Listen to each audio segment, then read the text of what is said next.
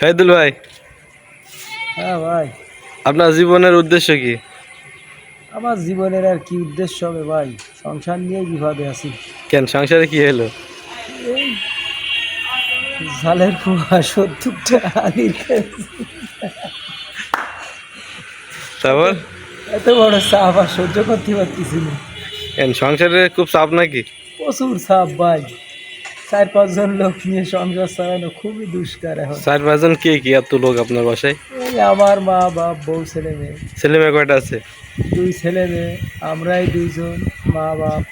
ও, প্রচুর ঝামেলা। তা আপনার তো মাসিক ইনকাম তো ভাই 30,000 টাকা, তে আরাম করছেন কি জন্য? ওরে ভাই, মাসিক ইনকাম 30,000 কেন 50,000 হলেও কাজ হবে না।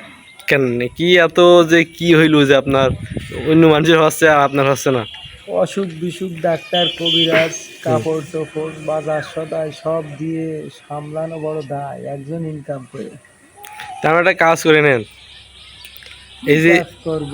এখানে যে পুকুরটা দেখতে পাচ্ছেন না, এই পুকুরে আমরা মাছ দিই। হ্যাঁ, সেটা একটা ভালো ব্যবসা।